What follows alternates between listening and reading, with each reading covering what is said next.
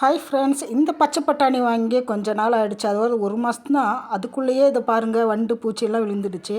இது நான் கவனிக்கவே இல்லை. ஒரு தடவை 2 தடவை தான் எடுத்து சமைச்சேன், மறந்துட்டேன். ஸோ அதனால் சீக்கிரமாகவே இந்த மழை காலத்துக்கு அதுவும் இந்த பச்சை பட்டாணி மற்ற தானியங்கள்லாம் இப்படி தான் உடனே வண்டு விழுந்துடும்.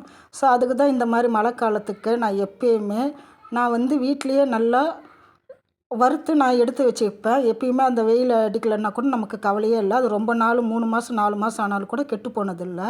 ஸோ இந்த தடவை நான் அது பண்ண மறந்துட்டேன். ஸோ அதனால தான் அதெல்லாம் அந்த மாதிரி வண்டு பூச்சிலாம் விழுந்து அந்த பச்சை பட்டாணி வேஸ்ட் ஆகிடுச்சு.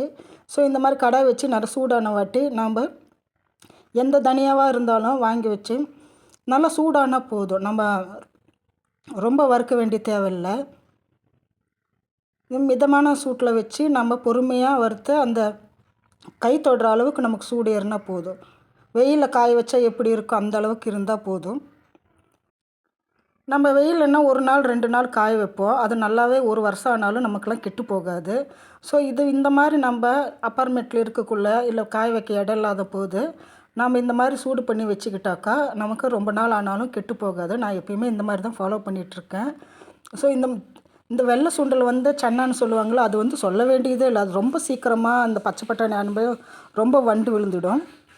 அதனால் அது பார்த்து நல்லா எல்லாமே அந்த வெயிலில் காய வச்சா எந்த அளவுக்கு சூடு இருக்குமோ அந்த அளவுக்கு இருந்தாலே நமக்கு போதும். நம்ம ரொம்ப வறுக்க வேண்டியதில்லை.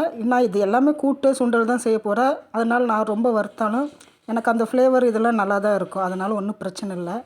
ஆனால் நம்ம கரெக்டாக இருக்கணும்னா கை பொறுக்கிற அளவுக்கு சூடு இருந்தால் போதும். அந்த ஃப்ளேவர் வரக்கூடாது. அந்த வந்தாக்கா ரொம்ப வறுபட்டுருச்சுன்னு அர்த்தம்.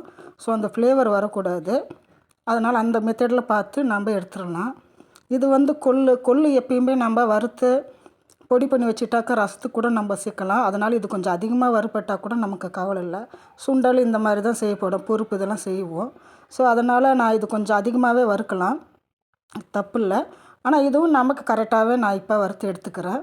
ரசத்துக்கு சில பேர் அதை பச்சையாகவே 1 ஸ்பூன் வச்சு நம்ம அரைச்சி கொள்ளு ரசம் வைப்போம். அந்த ரசத்தை பார்த்திங்கன்னா கொஞ்சம் வளவளப்பாக இருக்கும்.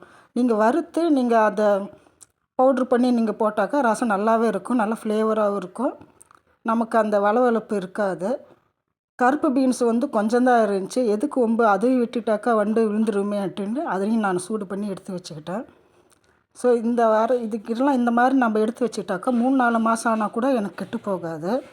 நான் எப்பயுமே இந்த மாதிரி தான் ட்ரை பண்ணுவேன். கடலைப்பருப்பு ரொம்ப கைவிடாமல் கொஞ்சம் சீக்கிரமாகவே இது பண்ணிகிட்ருக்குங்க. இது எல்லாமே நான் கூட்டு குழம்பு இதெல்லாம் வைக்கிறதுனால எங்களுக்கு கரெக்டாகவே இருக்குது. இது ரொம்ப அந்த ஃப்ளேவர் மட்டும் எதுவுமே வரக்கூடாது. வந்துட்டாக்கா ரொம்ப அதிகமாக நம்ம வறுத்துட்டோன்னு அர்த்தம்.